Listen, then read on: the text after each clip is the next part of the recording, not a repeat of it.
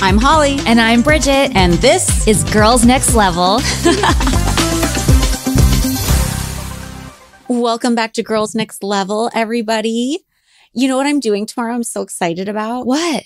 I'm filming with Trisha for Just Trish podcast, but we're filming with my favorite YouTuber, this guy named Aphrodite. I don't know if I've ever told you about him before, but he's the pop culture psychic. I don't know if it'll be out by the time this comes out, but I'm super excited about it. He does tarot readings on YouTube, like about celebrities, and I'm so into it. And it becomes headcanon in my mind. Like if he says Hailey Bieber is doing this in her spare time, I totally think it's what she's doing. Like I'm just so invested. But anyway, he was in one of his videos, he was saying, my goal is to blow up on YouTube so I can go on Just Trish podcast. So I messaged Trish. I'm like, you have to have this guy on. He can do readings for us. And she recognized him because I guess he used to come to her live shows. So he's going to come on and do our readings. Fun. And yeah, I'm bringing crumble cookies because he also does crumble cookie reviews on his TikTok.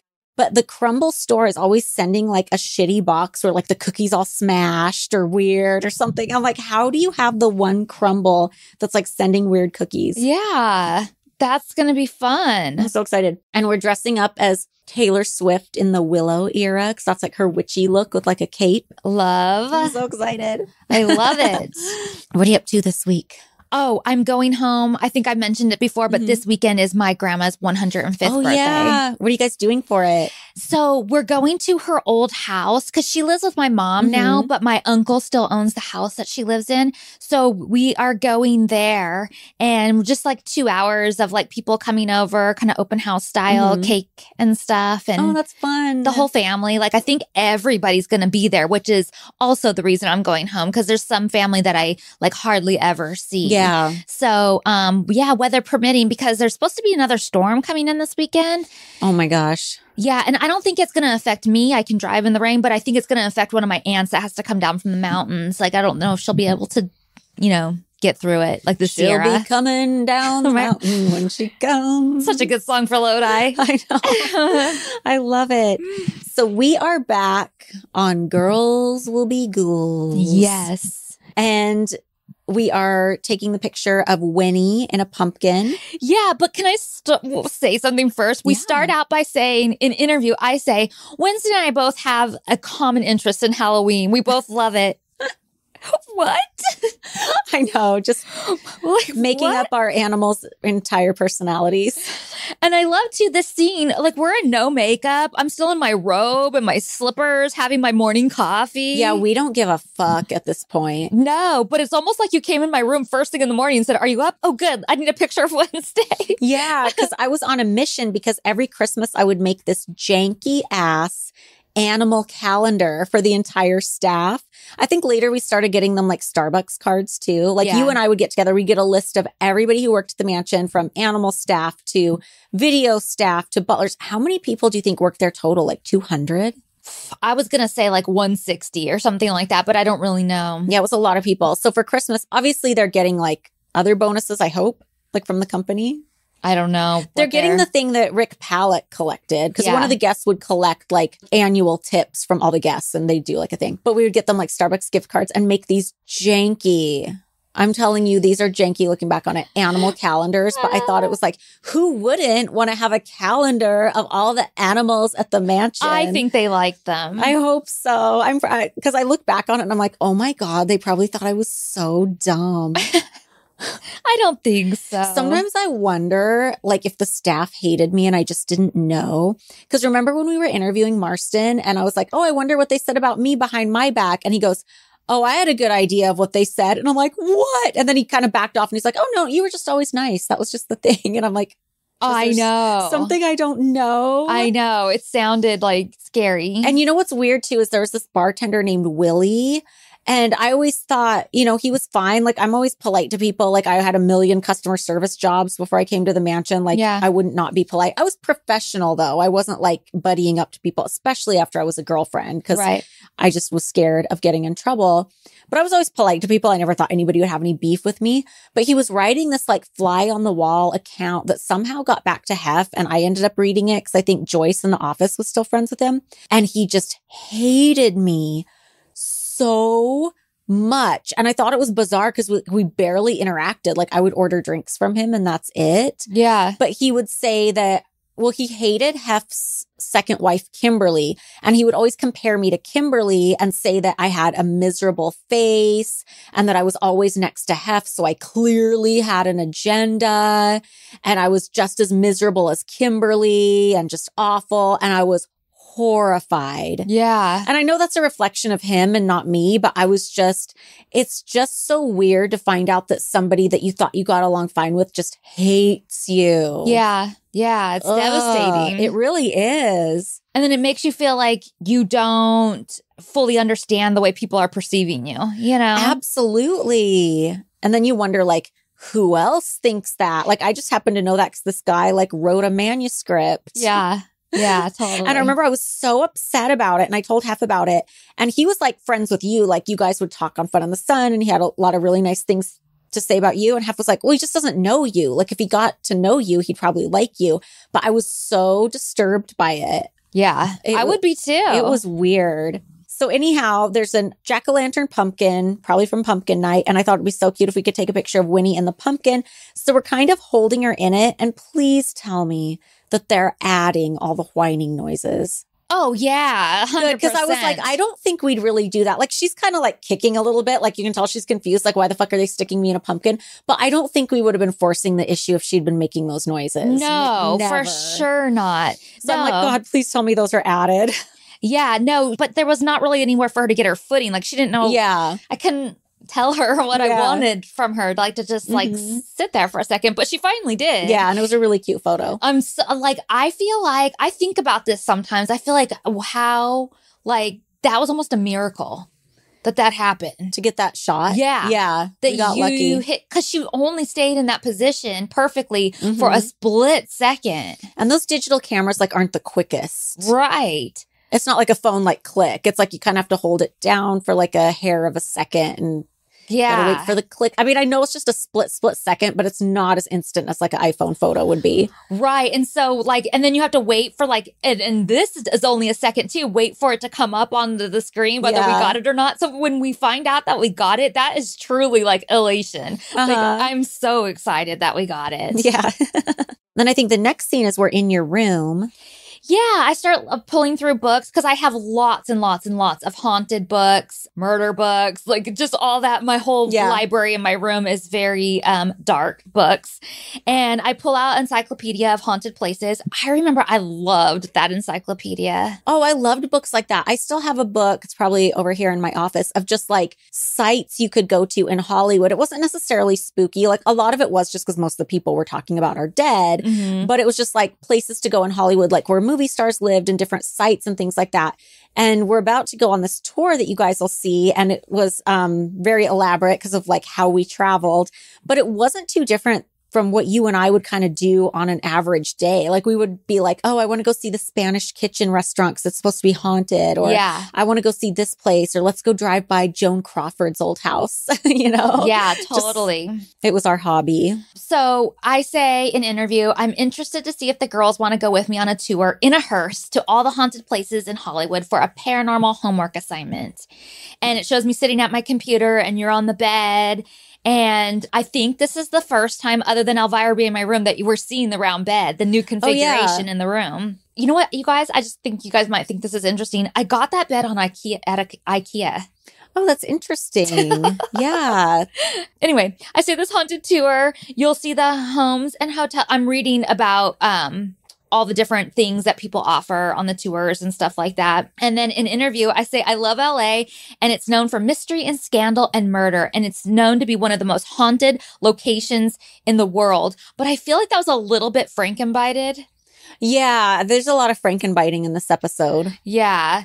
And then I'm talking about Marilyn Monroe, that we can go and it says that they take you on this tour to see where Marilyn Monroe breathed her last breath and then pay your respects at this icon's final resting place.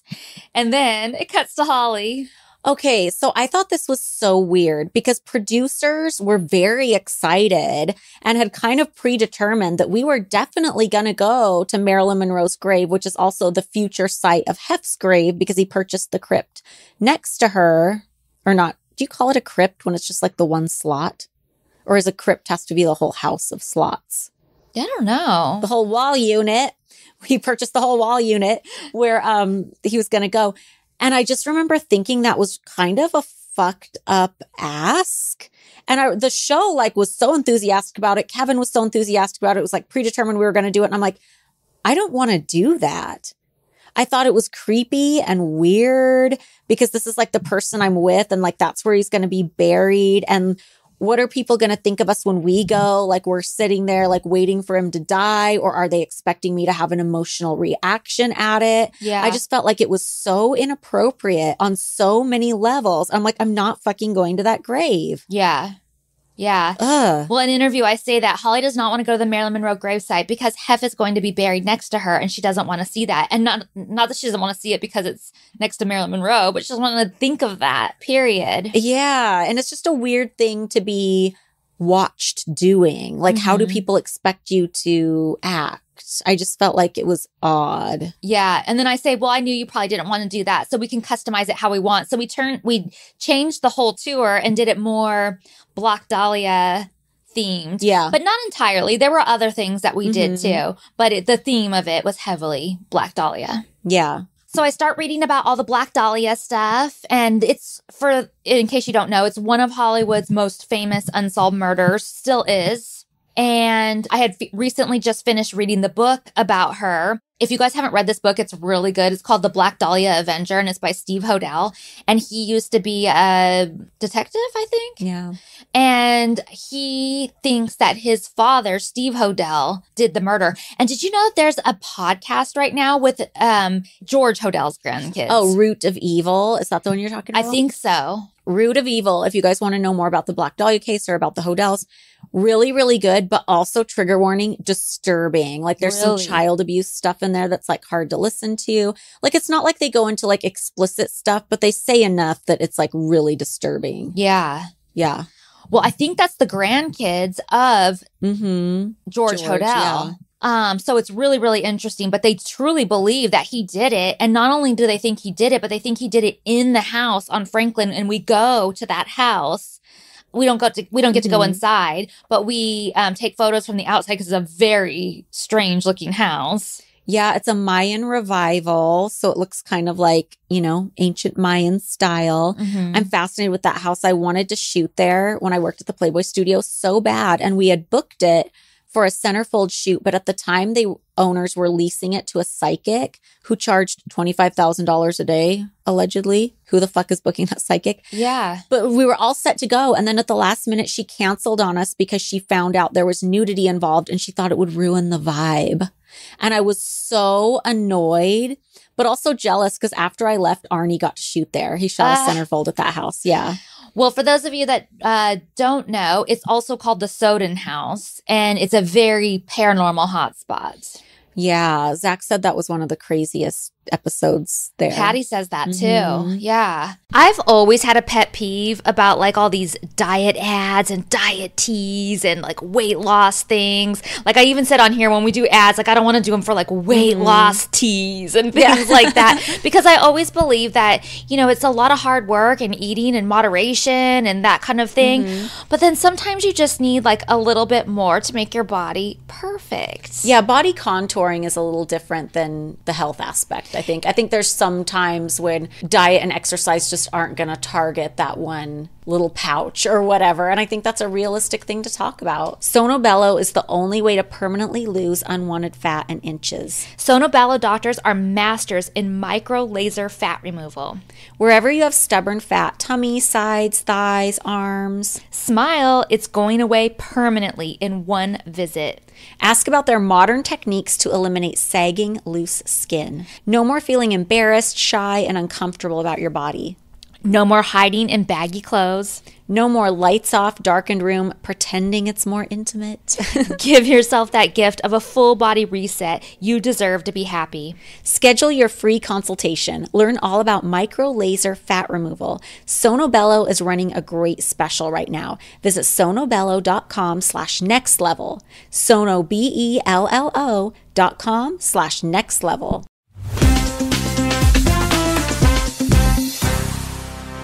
But I love that it shows too how I'm like researching things and I got the books out and I got the computer going and I'm writing lists and everything because that's so me right there. It's just an authentic day. It really is. Like, I feel like it really captured what I do. Did we go to the Biltmore? Was that one of the places we went? We definitely went to the Biltmore, and they don't show that. I don't think we were allowed to film there. Mm-hmm. So then the next scene, I pull up to George Barris's. You know what I think is so funny is you say you're looking for a spooky car, and eventually we get a spooky car, but it cuts from you saying you want a spooky car, and then you go straight to ordering bunny rims. So like for a second, it doesn't make sense. I thought that too. I was like, wait, what? Yeah, they don't even build up that I'm going there for 2 reasons. Mm-hmm.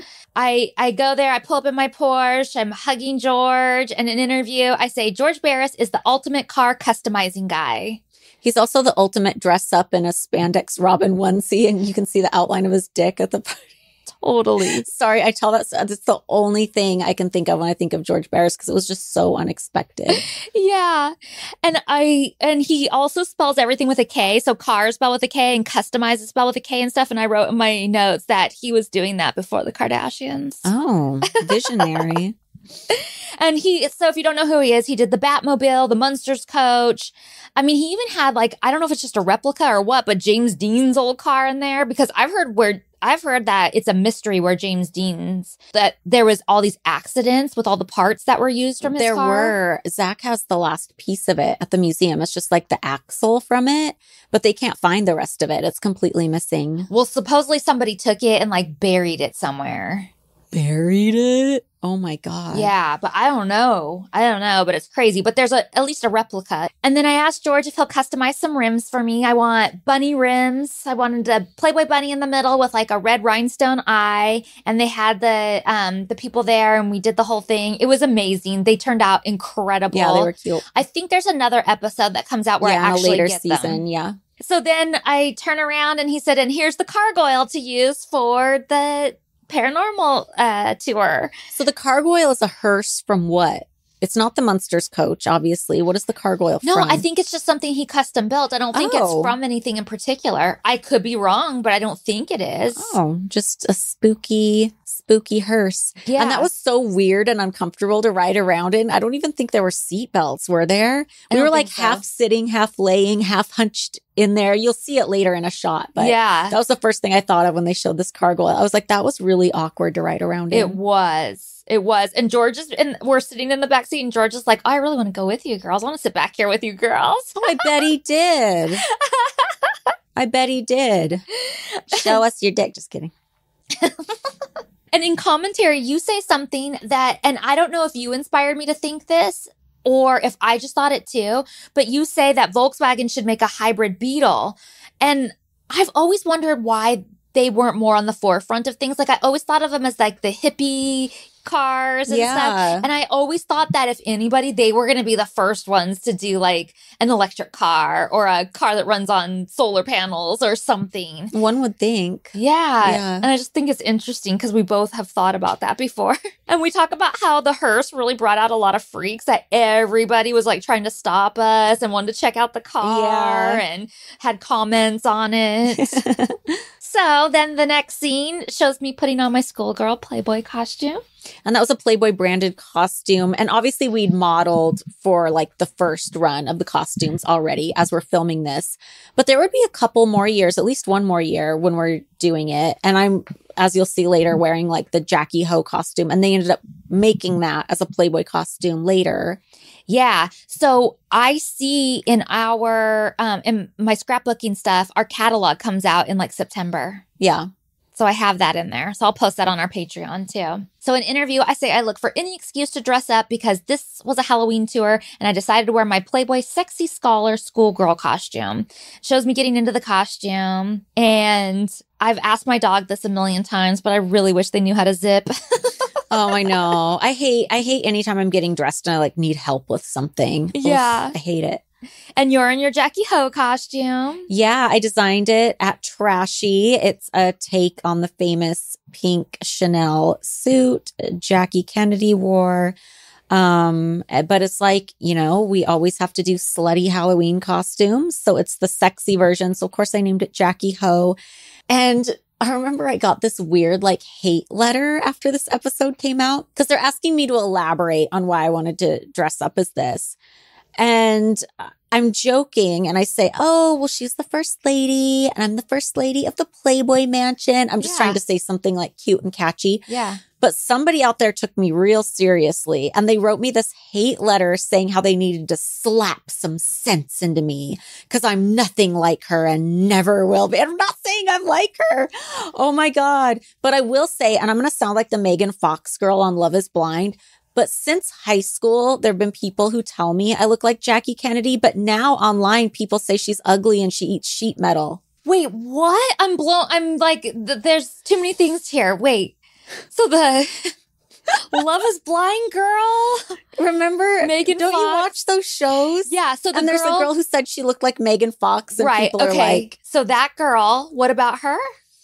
Well, just like people think she doesn't really look like Megan Fox, so I'm making fun of myself and saying that I'm in high school. People used to tell me I look like Jackie Kennedy, and people are going to be like, "You look nothing like her. What the fuck are you talking about?" So that's the parallel. Well, you look nothing like her, but what was the eating sheet metal? Okay, so this is like a Gen Z TikTok thing. All of a sudden, like Jackie Kennedy, who people always thought was a beautiful woman up until recently, people are finding like these ugly pictures of her and are just like, oh, no wonder he was sleeping with Marilyn Monroe on the side. And, oh, she looks like she eats sheet metal. And like, that's the joke now, is that she eats sheet metal. Interesting. So I'm like personally offended. But I also think I'm nothing like her and did not deserve that hate letter. So, well, let me back up and say I've never thought you looked anything like her. I was told that in high school. I think it's like a face shape thing. That's bizarre to me. And secondly, I know people always like talk about how pretty she is. I never really thought that. No hate on her. Like, great. She had amazing style. Are you on the sheet metal train? I don't know if I'm on the sheet metal train, but I always thought she wasn't particularly attractive. Beauty's in the eye of the beholder. Yeah. I don't think I would have ever verbalized that until now, though. So then it cuts to Kendra. Wait, can we back up and just be equal opportunity here? There was also a lady on TikTok who was a teacher and saying how she was telling her kids that in the 60s, John F. Kennedy was considered really hot. And she showed the picture, she showed the class, and the class just was not having it. They're like, absolutely not. This guy's not hot. I don't get it. And she's like, I'm really having a hard time convincing my class he was hot. Yeah, I never thought he was particularly that hot either. I mean, it's all relative, right? Like for a president, okay, as the presidents go, maybe he's like one of the top ones, but that's like not a high bar. Yeah, I think he was running against Richard Nixon at the time. So it's like, JFK was the hot one. Yeah. But also I think beauty standards just have changed so rapidly in the last couple decades. Like even now, like you look at people who are considered like the most beautiful actresses of the 90s. And when people showcase them on Instagram now, they'll put FaceApp over like young Gwyneth Paltrow or something, because today the beauty standard is filters and like all this ridiculous shit. Right. So I think it's just time like warps us so much, and just filters have warped us. Yeah. And by today's standards, everybody was ugly back in the day. Yeah. That's crazy. So that was a whole knotted ball of yarn talking about, where was I? Jackie Kennedy, Jackie Ho costume. So then it shows Kendra getting ready because it's got to be a contrast. I have to say, I do like the graphic tee she picked out for the day, though. I do thought too. It was good. Yeah. She throws on some jeans and this graphic tee that says "Go to Hell," but she's written in like bloody writing. But she's got like was it bloody writing or was it like flame writing? I thought it was kind of like vaguely bloody. Like it was a black shirt with like red lettering. Yeah. Vaguely bloody. But she kind of really says it with attitude. Like I think they were kind of giving her shit for not dressing up. Not us. We don't care. I don't think anyone expected her to dress up except. I feel like the producers were trying to get her to do something. And so she pulled out that t-shirt. You know what I'm so enthusiastic about? One of my favorite things. Vitamins, supplements, gut health, immunity. I love improving my fitness, metabolism. I stopped focusing so much on weight and more worrying about like digestion and bloating. I feel like that's more the thing for me. I recently discovered an incredible product, Armra Colostrum. Armor colostrum is a proprietary concentrate of bovine colostrum that harnesses over 400 living bioactive nutrients that strengthen the barriers of your body and fuel cellular health for thousands of research-backed health benefits. It strengthens immunity, ignites metabolism, fortifies gut health, activates hair growth and skin radiance, powers fitness performance and recovery, and confers powerful anti-aging benefits. Armor colostrum is a premium bovine colostrum concentrate, and unlike any other product on the market, it is uniquely optimized for human health, sustainable, and was developed with the highest integrity from start to finish. I actually have it in my tea over here I'm drinking right now. Yeah, it's so good. So this product reactivates hair growth and gives you glowing skin. It fortifies gut health and ignites metabolism. It also fuels fitness performance and recovery. Because if I'm going to spend the time working out, I want to get the full performance and recovery. Yes, I can't wait. Do it. We've worked out a special offer for our audience. Receive 15% off your first order. Go to tryarma.com/nextlevel or enter next level to get 15% off your first order. That's TRYARMRA.com/nextlevel.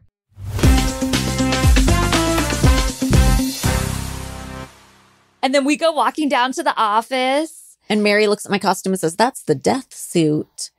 Is that what she says? Yeah. Did you know that the real pink Jackie Kennedy suit is like in storage and it's never been washed? It still has like pieces of brain and blood and stuff in it. Yeah, I heard that. Yeah, it's crazy. And did you know it's like a Chanel suit, but it had to be like assembled in the US because she was the first lady and she had to wear like American made clothes. Interesting. No, I did not. Double check that before I leave that in. I fact check myself, but I did not know that. Interesting. I think it's funny because I feel like it did take Norma a second to recognize who you are. I'm like, Norma, have you met my friend Jackie? And she was like, oh my God. You know what's so funny? When I was talking about making this costume, it had the little pillbox hat and Hef was like, yeah, that stupid hat she wore. He really hated the pillbox hat. He had a real hatred. I thought that was odd. That is so weird. I don't think he was into like mid-century women's fashion, really. I know he didn't like after the war, they had like the Christian Dior new look, which was like long skirts, heavy fabrics, nothing had to be rationed anymore. And he didn't like the covered up look. That reminds me, I know we're late to the party, but Nick and I are watching Capote and the Swans right now. Oh yeah, I just started that too. And they, his famous masquerade ball that he did, and they're showing footage. It's the show, but it makes it look like they're showing footage of the real event. And they were all wearing like this super, like lots of fabric, long, really not attractive stuff. Yeah. Which is such a shame because I just feel like that party was so incredible. Like I would have loved to have gone to that party. The one I'm fascinated with is like the Rothschild masquerade ball. Have you seen that one? Where everybody's wearing these weird like headdresses that look like Picasso, Cubist, weird like animal heads. No, I haven't seen that. And I'm fascinated by it because clearly somebody was custom making the stuff and it all kind of looks like they kind of went to the same place almost. Interesting. Yeah. But as we're talking to Norma, we see the hearse pull up the driveway and out gets Tony in his cape. And I say, he's dressed up worse than us. And Norma's like, I don't know if you girls should go with that guy. He was funny. Who was that guy? Because he's like jumping in front of us and they put like fake screams over it. Yeah, he worked for George. He was like one of their drivers that would deliver the custom cars. I don't know what else he did for them. He probably had more jobs than just that, but I just know that part about him. And I met him over there and I thought he was so funny. He was funny. He's a real character. Like, yeah, he was 100% just like that. So much energy. They kind of make it look like he's our tour guide, or somebody says he's our tour guide, but he's not, because I actually hired Scott Michaels from Dearly Departed to come and give us the actual tour. And is this the first time you're meeting him on camera? It's the first time I'm meeting him ever, but I had been talking to him on the phone to plan this trip and emailing and that kind of stuff. But this is the first time I'm actually meeting him. That's so weird to me because you've been friends with him for so long and I didn't realize this was the first time you guys met. Yeah. So you guys, it's incredible because we're still friends to this day. So 2 people in this episode that I met back then and I'm still friends with now.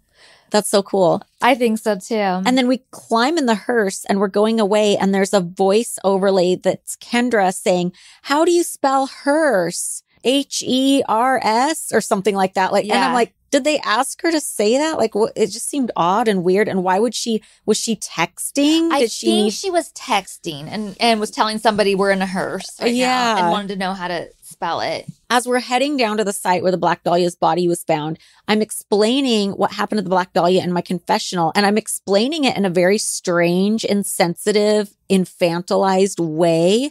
And I was like, why am I explaining it like that? Because I'm like, she was cut up and just...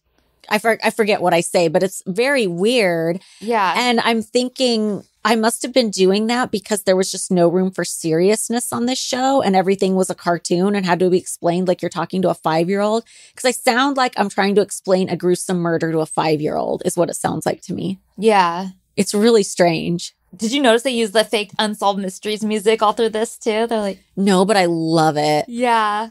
So we get to the site where the Dahlia's body was found. We do photos there. And when her body was actually found, there were no houses there. It was just an empty field. And a mom was walking her son to school and she saw something in the field that she thought was a mannequin. So she went to go look and it was a person who had been completely cut in half, very brutally drained of all her murdered. blood. Yeah, like in a different slashed location across the face. It was really bad. Yeah. Yeah, they carved like a smile in her face. Have you seen like her morgue photos? Mm-hmm. So disturbing. It's really scary. Yeah. The next stop we do is George Hodell's house that we were just talking about. It was the mine revival home. We stop there, do the photos. It's a freaky looking house. There's no question. It's very imposing for sure. And have you ever looked it up to see the photos inside? Like what it looks like? The layout is weird. Like I couldn't imagine like actually living there as your home. Do you remember the movie The Aviator? They shot part of that there. Oh, really? Yeah. It just seems very cold and uninviting, just even in the photos. It really does, yeah. And then I say in interview, I love anything that has to do with a mystery and scandal and murder, and I'm fascinated by it. And when it is unsolved, you can try and be the detective and figure it out yourself, which I think is one of the things that's fascinating about most true crime. Obviously, not all true crime. A lot of it has the ending solved for you, but I do find it fascinating when there's like an unsolved case. Like I just want to be the one to solve it. Like you feel that desire. You can tell there's so many, and I know I'm not alone in that because there's so many people online who love to try and figure out a case. Do you want to hear a weird mystical story? Yes. So this was back like October, November. I was getting ready to film Lethally Blonde. I had like all my research ready to go. I was driving from LA to Vegas. I was going to dig into it as soon as I got to Vegas. And I, typed in my address in Waze. Obviously, I know how to get there, but just depending on traffic, there's a couple different ways you can get to Vegas. There's a couple different freeways you can take to the 15. Oh, there's can I interject? Yeah. Every time I leave here or come here, I put in my address, either your address or my home address. Just to try to beat traffic? Yeah, because it'll tell me the quickest way to get home. Because obviously there's other ways I can do it. So I always do it. It'll tell me if there's an accident. So I don't care if I know it like the back of my hand. Yeah. I always put it in. Totally. Anyway. So there's a couple different freeway options you can take to get to the 15. Those are the basic ways. Sometimes if shit is really crazy, like on the Cajon Pass, they'll send you like out to Palmdale and then you take Pear Blossom Highway. That's the outlier. That's the weird one. Yeah. To the 15. But this time when I was driving out, Waze, and I think I was like driving on a Friday or some day when it legitimately would have had like really bad traffic. So I didn't think this was so far out of bounds. I was just trusting Waze, however it wanted to send me. And it sent me a way I have never been before. Like it sent me out to Pasadena, then through the Angeles forests to Pear Blossom Highway, then to the 15. But it had never sent me that way before. And I'm driving out there and I'm like, this is so strange and different and it's pretty out here. It was still daylight so I could see everything. I just thought it was so weird. Traffic must be awful everywhere else. Why am I seeing this way? And then I remember seeing this really beautiful bridge that really made an impression on me. Wow, that's so cool.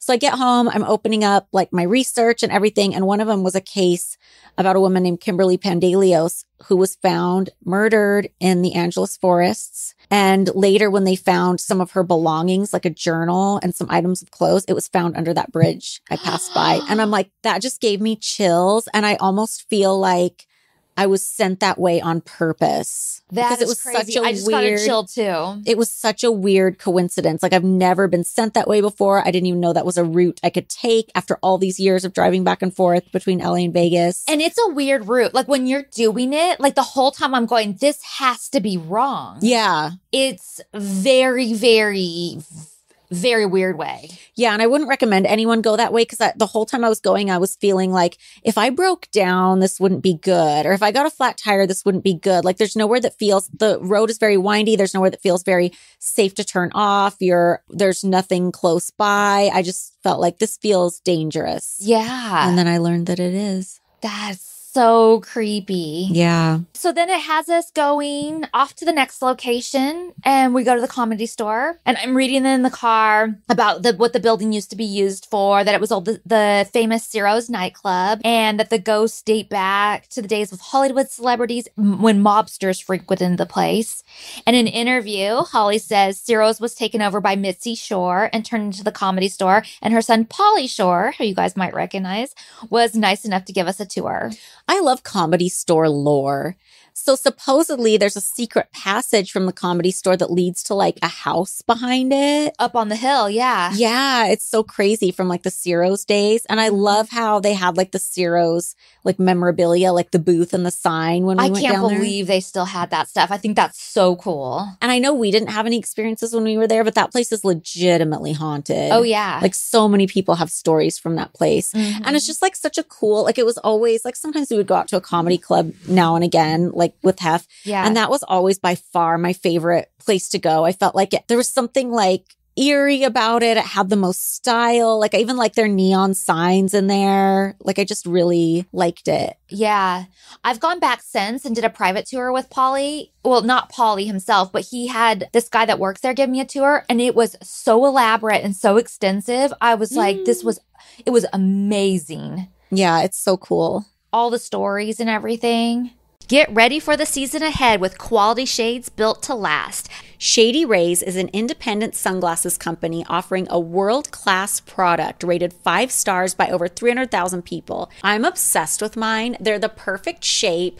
They're this aqua blue, black kind of tortoise shell pattern, and it's actually made with recycled plastic. Oh, I love it. So I feel good about it. Yeah, and they have lost and broken protection. If your shades go MIA or take a hit, don't sweat it. They've got lost and broken protection, so you're covered from day one. Wear your Shady Rays with confidence because they have your back long after your purchase. They have hassle-free shipping and returns. If you don't love your shades, exchange or return them worry-free within 30 days. There's no risk when you shop.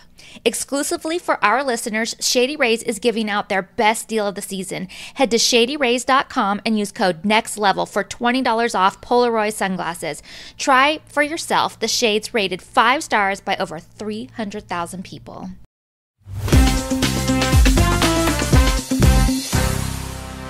And then I do feel like there's a weird sensation I feel in there. Probably. And then Pauly starts acting like he's experiencing something too, but I'm like not buying it in any way. I'm like, no, you're not feeling it. And I say in the interview, I think the scariest thing on our tour was Pauly. I think you're right. He's so funny. But we love Pauly. Yeah, totally. We're just giving him shit. Yeah. Have I ever told you what my favorite blind item is? What? Okay, blind items. You guys know what a blind item is. We did a whole moment on it. So my favorite blind item, this comes from Crazy Days and Nights. And just to preface, I don't think it's true because I did some research and like the timelines on certain things don't add up. But a blind item will be a story somebody's telling and the people in the story aren't named. Yeah. But there's clues given and then people at the bottom try to guess who it is. And sometimes Crazy Days and Nights will reveal who it is. But this blind item story was, allegedly a Nepo baby comedian who was in movies and a brat in Hollywood. I don't remember the words they used. I'm just like paraphrasing. Was hiring an escort from a prominent Hollywood escort service. Like they were saying this is a Heidi Fleiss girl. Yeah. And she was his favorite girl. And he was like being rough with the girl, like, which I don't think this is true, which back up. It's just the story is so bizarre. That's why it's my favorite blind item, but I'm not trying to say this happened. So allegedly he was like being really rough with the girl, but there were other big wigs in the movie industry who would also hire that girl. And she was a lot of people's favorite girl. And they found out this guy was being rough with her to the point where the madam was like, I'm not sending that girl to you anymore. But they decided to give him one more chance. She goes over. He is rough with her again. So the studio guys, who also felt this was their favorite girl, sent like a hitman to his house to like rough him up. They tied him in a bag, tied him to the Hollywood sign and let him sit there. And then they were dropping clues to like give away who these people were. Like, oh, and then the girl was more successful in films. All of a sudden he wasn't in movies anymore. And the girl all of a sudden became a movie star. And supposedly it was like Pauly Shore was the guy who was being rough with the escort. The escort was allegedly Denise Richards, but it doesn't, and it was, she was a Heidi Fleiss girl supposedly, but it doesn't add up. Like the timeline of the story didn't add up because when you look at when Denise Richards' first movie came out and when Pauly's last movie came out, like it wasn't a direct switch off. And then Heidi Fleiss was arrested like way back when Pauly was still doing movies and she was put out of business like way, way before like Denise started doing movies. So like the timeline doesn't add up, but that story is so wild and just picturing him being tied in a bag to the Hollywood sign. Yeah. That's why I say it's my favorite blind item because it's so fucking weird, but I don't think it's true. Huh. Okay. That was a wild ride. It was. I'm like, well, I'm trying to digest all of that, thinking it through. Yeah, like, nobody named in that. Don't get mad at me. That was just people were trying to guess who you were, and I don't think it's true. So our next stop is the Alexandria Hotel. And I say it has all the perfect elements of creepiness to it. And when we get there, okay, by the way, the Alexandria Hotel is a hotel in downtown LA. It's very historic, been there forever. I think it used to be home to like a lot of big fancy parties. Mm-hmm. The ballroom, which you're going to see on the show, is incredible. But we meet this guy named Marty who like gives us the tour. And when I talk about him, I say that our contact was really enthusiastic and I love enthusiastic people. And that is the truth even to this day. Even before I rewatched this episode, I was just thinking of this the other day, how my favorite fucking thing in the world is enthusiastic people. Yeah. People who are enthusiastic about shit. Like I'm so over people who are like too cool for school and they're like above it all and they don't like anything. Like I fucking love. That's why like one of the first times we met when you were in the costume and you're handing out the Jack Daniels, I'm like, who is this person? Because I just love enthusiastic people are my favorite fucking thing. Yeah. Yeah. To this day. Yeah. I need people that have passion and love life. Yes. But a funny story about him. Oh. Well, it's not that funny, but like an interesting story about him. So I'm watching this and Nick goes, I know that guy. Really? Yeah. Random. From where? He went to high school with him. Oh my God. That's funny. And I said, well, I was always curious, who is he? Because like, does he work for the hotel? And he's like, no, he was a locations manager. Oh, so like for when movies? People were filming. Okay. Yeah. So if you guys don't know, there's a location manager that's hired for TV and film and stuff like that. And they are familiar with like a billion locations. So if you say, I need an empty field, but I can see Los Angeles skyline in the background, they know where to take you. You want an old creepy hotel, they know where to take you. So they just kind of know all of those things and they set up all the filming rights and like paperwork and all that kind of stuff. So he was a location manager, but I was telling him how much fun we thought he was and stuff like that. He's like, it's just so weird. He was totally fun. And I love the exchange between him and Kendra in the ballroom where he's saying everything is 100 years old. And Kendra goes, do they ever think about redoing this? And he goes, everything here is 100 years old. It's just a funny cut, like as if that explains anything. Yeah. He goes, definitely 100 years old. Yeah. And then we're going down to the basement and Kendra goes, I'm more afraid of diseases down here than anything. Yeah. And it was pretty gross down there. And there's a lot of water and it smells moldy and it smells like, you know, old tunnel basement stuff. Yeah. And you're mentioning that used to be part of the underground tunnels that were under downtown LA connecting. Tell me more about these tunnels because I'm fascinated. Well, I don't know tons about them, but I just know it's like the Prohibition era type stuff where they would smuggle in alcohol. And supposedly a lot of the stuff is connected down there or used to be connected down there. I don't know how much it still is. So a lot of it's been closed off, but you can still go down to parts of it? Yeah, because we were walking down there. Yeah. We were in it. Remember, we went to the boiler room at first, but then we went down into the tunnels and we were in there and they just kept going. There's no lights or anything. It was pitch black. And obviously we don't have time to like go explore this, but yeah. Do you think they're trafficking tunnels? No. Because somebody out there's going to think they're trafficking tunnels. Well, first of all, there's not really, well, I don't know where you can access them unless you know how to get the building. Do you think they used to be trafficking tunnels? No, trafficking alcohol. Oh, that's what I think. There's no lights. There's no sign that anybody's been down there for, a long time. Like, I don't think that they're used for anything today. I don't even think that they fully go through. Like, I would love to be able to investigate them more, but I feel like at some point you're just going to reach a dead end where somebody didn't want anybody to access their building from that and walled it off. But I think that they were definitely from Prohibition. And I think a lot of cities have this. Well, Paris did, that were used during World War II. That's why the Georges Cinq had, the wine cellar was in the tunnels. But I mean, like even Portland and... Well, Portland, people were trafficked in those tunnels. For the workers? Yeah. Yeah. But I don't think that was the case. But I'm just saying, like, for LA, I don't think that was the case. But I mean, who knows? I don't know. It wasn't there. Yeah, we don't know. It's crazy. You know what my favorite game is? You know I do. June's Journey. No, I love it. It makes me laugh because I feel like this game was made for us, though.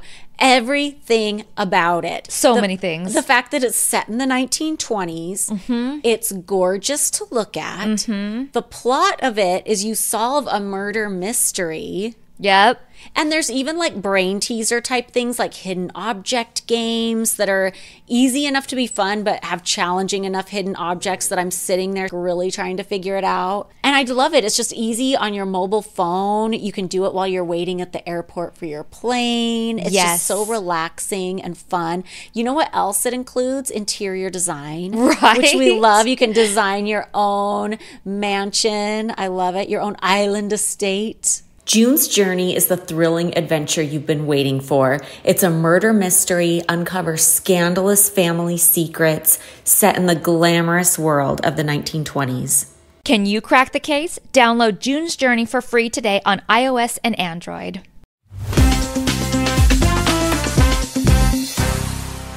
And then there's this like red, I don't know which language it actually is, but it looks like Chinese writing. And I thought it looked creepy because red looks like blood when you're in that mindset. Yeah. And I took a picture with you in front of it and it shows it on the show. But I saw that picture like yesterday and it's so cute.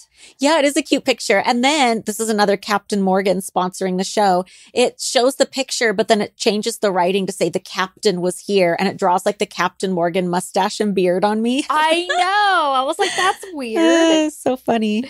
The ballroom, you guys, this is where Kendra and him are having the banter about it being 100 years old, was so beautiful.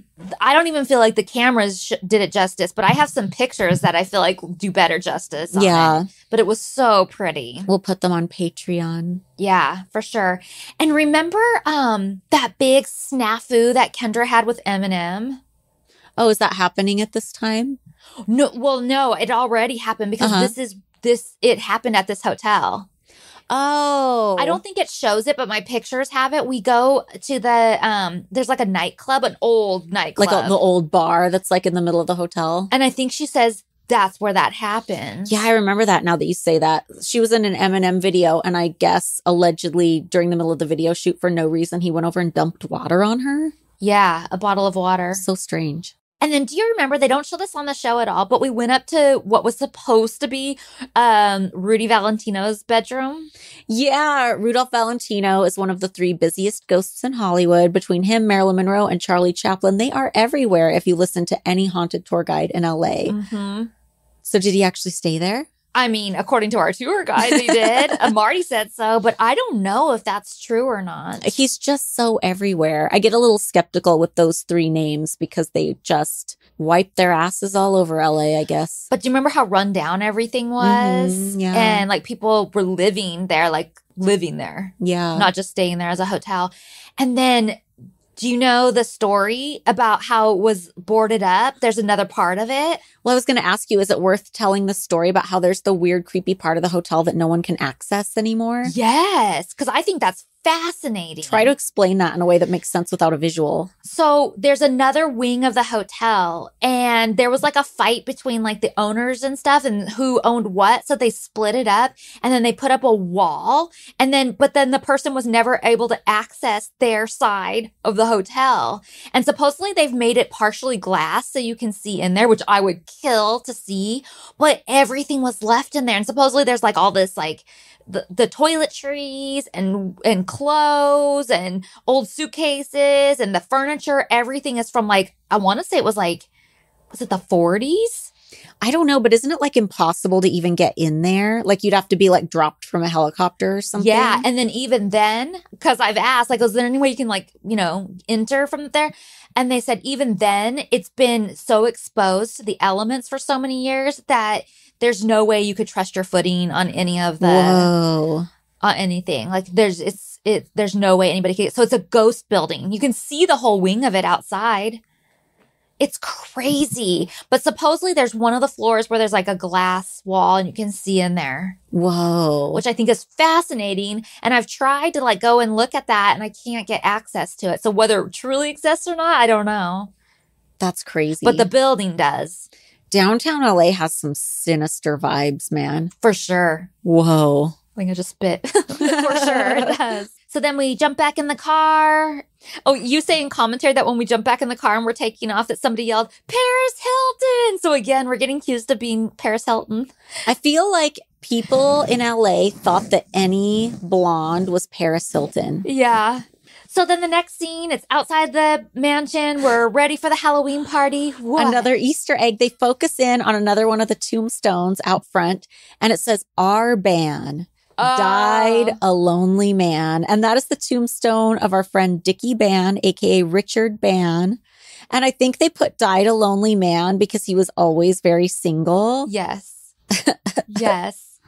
In an interview, Holly says, the Playboy Halloween party is without question the best Halloween party held in history of mankind, and Hef loves it, and he loves the monsters. It might be the best Halloween party up to that time in mankind, because I don't know any other ones. I don't either. I think it is. Who put a Darth Vader mask on Archie? I don't know. Did you see that? Yes. That's weird. They do a whole montage where they really do a good job focusing in on like all the props and decor, and you get to see a really detailed view of all the stuff. Yeah, and they have Dave from Scare Factory. He creates a lot of that stuff. Oh, was he the one working on the Raven? No, but that's one of the people that he hires to do all that stuff. But no, Dave was out by the haunted house and was talking to Hef about everything. Like, they do an incredible job. It was when I went to the Halloween convention, they were one of my favorite spots to go and that's so cool. Check out their booth, because they always had like the coolest shit in there. Well, that's awesome. And then it shows me photographing you in a coffin, and I'm like, smile or don't. And you're like, I'm comfortable in here. I love that photo. And I was so excited to do that. And you say in commentary that you showed that to your sister. And she said that it was, what'd she say? She was unsettled by it. She probably was. And then Kendra says she passed out in that coffin the night of the party, the Halloween party. Do you believe that? I find it hard to believe that anybody would leave somebody in there. I do too. That's what she says in commentary. Do you think she's joking? I don't know. I don't know. And all the Halloween party footage they're showing, of course, is from the previous year, because by the time this airs, we obviously haven't had our Halloween party that year. And isn't it funny? Because like, I don't remember if it was this year or like the last Halloween, but we're like freaking out in one of the commentaries about how all the fans were calling us out because you're using last year's footage. But what else were we supposed to use? We can't jump into the future and use. Right. So silly. That is true. So Kendra dressed up as G.I. Jane. You know what I noticed about them showing all of us getting dressed in our costumes? Nudity? Yeah, I can tell that as we're filming this, it's old footage from season 1, because we're a lot less careful with our nudity. Not that you don't see nudity, especially when we're shooting our pictorials in season 2 and on, but we're so uncareful that it's almost, we're dead smack in the middle of season 2 and I'm watching this Halloween episode and it's almost jarring how Kendra's just standing there with her tits out getting painted. And then me too. And you're getting painted blue for Corpse Bride and your tits are out. And then I'm putting on a costume in your room and my tits are out. It's just, we're a lot more careless the way we were in season 1. Like we haven't kind of like zipped up. Yeah, totally. Yeah, I remember getting spray painted and it just would not dry forever. And I was like freaking out because like you can't do anything. Like you can't sit, you can't touch anything. And like I want to start getting ready, but I can't. And I remember I was sitting on the floor talking to you guys and I get up and I was like, oh shit. And you're like, what? I'm like, I got blue on the carpet. Oh, no. Good thing I was getting rid of it soon. You were very ahead of your time with cosplay because I feel like people will find any excuse to do costumes now, whether it's for social media or whatever. But I feel like back then, like doing a whole body paint under your costume was like very unusual. Yeah. Yeah, it was hardcore. So yeah, I'm getting ready to be Corpse Bride. I'm like, I feel like I'm kind of bummed for a second because I'm like, this is not sexy. That's so funny. But I think I pulled it off as sexy Corpse Bride. Yeah, totally. But I said, this is not sexy. This is Smurf. Corpse Bride is a sexy character. Like her silhouette is Ghouls in that movie. Yeah. And you say you decide to be Cinderella because she's one of your favorite Disney princesses. And then they show the scene where you're talking about where you don't have your corset on, but you're like, can you help me with this when you're done? And I say, yeah. But then it shows Kendra getting all ready and dressed, and it shows me getting all ready and dressed in final touches. And then it cuts back to you still holding your corset, and you're like, oh, when I'm going do. Yeah, still it makes it look like everybody else is ready and about to go down, and we totally forgot about Holly needing to get put into her corset. I think it's funny though. And then when the party gets started, you see Mr. Kevin Burns exit a car. Is he supposed to, I know he's supposed to be like a Lon Chaney character. Is he Lon Chaney Phantom of the Opera, or is he London After Midnight? Oh, I thought for sure it was Phantom of the Opera. It must be. It's one of those. Yeah. And they show, okay, so they're showing celebrities. So can you guess who they're going to show? I feel like we don't even have to say it. They already know who they're going to show. Bill Maher. Paris Hilton. And you know what they did that I thought was kind of fucked up? What? They show Paris and Nikki, but they do this special effect overlay that looks like a night vision camcorder. And I felt like that was such a sex tape reference. Because remember, Paris's sex tape was all like that green night. I'm like, that's kind of fucked up. I did not notice they did that. Yeah, because I truly don't believe Paris's sex tape was something she put out or wanted out. And I feel like it's kind of fucked up that they did that. Yeah. Ugh. Interesting. We see another Captain Morgan shot. You're good at catching those. I just breeze right over them. But you talk about how Halloween is a favorite party for celebrities to show up because they can dress in costume and not be harassed. And then it shows Tobey Maguire and Leonardo DiCaprio wearing the old man costumes. Yeah. I think celebrities felt a lot more comfortable at Halloween because they didn't have to like be on display all the time. And then in commentary, we say that this year, the year we're actually like in 2006, that they came as monkeys and started breakdancing on the dance floor, and we have footage of it. That's so funny. And then I start talking about, this is crazy because I did not remember this until I heard it in the commentary. I say, yeah, well, I'm going to look for that footage because I have to watch it anyway. I'm going to find the girl who stole my pizza and identify her and get her banned. Stole your pizza? Not mine. It was all of ours. So Hef wanted pizza. At the party table? Brought out to the party table, like one of those DiGiorno type things that we used to get. And so I ordered it to come out, and it gets set down at our table, and some girl comes over and fucking steals the pizza. Just grabs the whole pizza? Grabs the whole pizza, and her and her friend are just shoving it into their mouths, like before anybody can take it from them. And this is such a bitch thing to do because there is whole spreads of food sitting out everywhere. Right. So it's not like people are starving and need something to eat. Like there's tons of food being put out. And this was a pizza for our table, but for Hef at his house. Wow. That's kind of unheard of because I feel like usually people were so on their best behavior around the Hef table.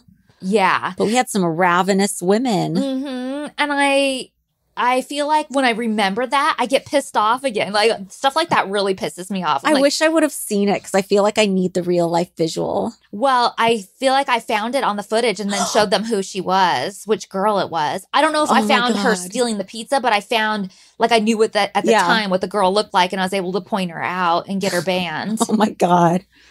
Were we getting Campisi's pizza by this time? I don't know, but Can you just taste a Campisi's pizza? And I wish I could have it right now. I need an excuse to go to Dallas soon so we can interview Amber and get Campisi's pizza. Yes, let's do it. Yum, my mouth's watering now. Yeah. Anyway, then it shows us going to the haunted house. And there's like a weird mixture of footage in here. They like kind of cut to two different things. Like part of it's from a media night and part of it's from the actual Halloween night. Yeah. And it kind of goes back and forth. And I'm talking about how the clowns are the scariest part. You know what? Clowns don't really scare me, but people are always looking for like, what's the scariest thing? What scares you? And if I have to think of something that I think is the creepiest, I pick clowns. But it's not like I'm so scared of clowns. But I feel like I have to play it up because everybody wants me to be afraid of something. I know what you mean. And I feel like if you saw like a creepy clown in real life where a creepy clown was not supposed to be, that probably would be the most frightening thing ever. For sure. But it's the same way because like Zach was always talking publicly about how afraid he was of clowns, but he also he loves everything scary and loves clown shit. And when we were together, like I would get him all kinds of creepy clown stuff all the time. So people would be chiming in on my social media if they would see evidence of that and being like, why are you getting that for Zach? Don't you know he hates clowns? And it's hard to explain. It's like a love-hate. It is, yeah. And it's like, do I really even hate them though? Or it's like scared, but not really. I don't know. It's like hard to explain. Yeah. Like I'm sure any of us, if we were like out on like a country road and a guy dressed up as a clown came out of nowhere, that would be the most terrifying thing. For sure. But when you see like a scary clown prop, we're not like running for the hills. Yeah. Totally. But it's always a good spot to plant an actual actor, like have a room full of like fake clowns. And I usually know that one of these is going to be real. And it's hard to tell which one. So it does give me the jump scare that they're looking for. So there's that too. And then in an interview, Kendra says the ring room was her favorite part of the whole haunted house. And then they make the phone ring next to her, which I think was funny. Yeah. But the ring room, you guys, they did such a good job on this part of the haunted house. Like you walk into this room that looks like just a living room with like a big screen TV. And then all of a sudden the lights go out. Oh, and I think there's just fuzz playing on the TV. And then all of a sudden the lights go out. And then the next thing you know, the lights kind of flicker back on and the girl's crawling out of the TV and coming towards it was good. you. And she's all the ring girl. It was really good. And they show footage of us doing that weird green screen thing. The dancing heads. Where you lip sync along and it puts you on like an animated dancing body, which you look at that now and you're like, stupid, who cares? But back then, like people really got a kick out of that kind of shit. I still get a kick out of it. I think they're so funny. I love like jib jabs and stuff. Jib jab! I do. I love that shit. I can relate because I still am really into like at Spaceship Earth at Epcot. They take your picture at the beginning of the ride and they have you take a poll and then they show you an animation. I'm always still excited to see what my face comes up looking like from the camera. Yeah. So I can relate, I guess. In an interview, I say nothing beats the Halloween party here at the Playboy Mansion. It's to die for. To die for. And then again, we start talking about spending the night at the Winchester house or the Whaley house in commentary. Yeah. So yeah, that is Ghouls. Girls will be ghouls. Yes. Best and worst. The best for me is almost everything. Like I love that we got to do another Halloween episode because of course it's my jam. I loved meeting Elvira. I mean, if I have to pick the very, very best, that's probably what it is. Yeah. But even, I can't leave Scott Michaels out too. We're good friends to this day. It's just fun once you've built a friendship with a person to have that evidence on camera of the first time you ever met. Like the other episode where I was like, oh, that's cool. That's the first time we met John Gray. It's funny. Right. And in this episode, there's two people that I met for the first time that I stayed friends with. And even George Barris, working with him and stuff. Because I feel like not everybody gets to have something customized on their car by George Barris. Yeah, totally. So that's a really cool thing. So, and I even think Tony is so fun. I don't think he got enough playtime, but if you guys saw him for real, like he's funny. Fun. Yeah. So two people with like a big zest for life in that. We love enthusiastic people. Because Marty and Tony were both like over the top. My type of folk. Yeah. What's your best? I mean, there's a lot I like in this episode. This is one of my favorite episodes out of season 2. I think the Halloween episodes are always super fun. Love my costume, but I think my favorite thing is just that it shows us kind of reenacting the ghost in the gym. Yeah. Because you get to see like the entrance to the secret passage. You get to see the closet pop open. It's just, that's a story I tell so many times. And it's fun to have like Not the real footage of when it happened, of course, but something pretty close. Us talking about it back then and kind of walking through and showing the gym. And I like that that's captured. Yeah. Oh, I have another best. My costume. Because this, when people ask me what was your favorite costume you ever wore at the mansion, this is usually my go-to. The Corpse Bride. I love it. Worst? Worst for me is the pumpkin night scene, just because it's very unoriginal and it's like a rehash of the Easter egg scene. It's very, I feel like no effort was put into it. It's that same old gag and I'm over it. Yeah. It was a waste of time, really. Yeah. I don't feel like the pumpkin carving party was, just the way they shot it or the way they edited it. Yeah, the little plot. Yeah. My worst is my room not being decorated when Oh yeah, the Elvira weird came. inconsistency. Like, I do such a good job on it that year and she doesn't see it. Like, if there's anybody I would really have wanted to see it, it would have been her. So yeah, that's a bummer. But overall, great episode. Not a lot to complain about. Yeah, I think it's fun. Awesome. So if you guys would like more content, pictures from our haunted tour and shit, check out our Patreon at patreon.com/girlsnextlevel. And we'll see you guys next week. Oh yeah, you guys, I have so many pictures. I have stacks from this. So I love it. Bye, guys. Bye.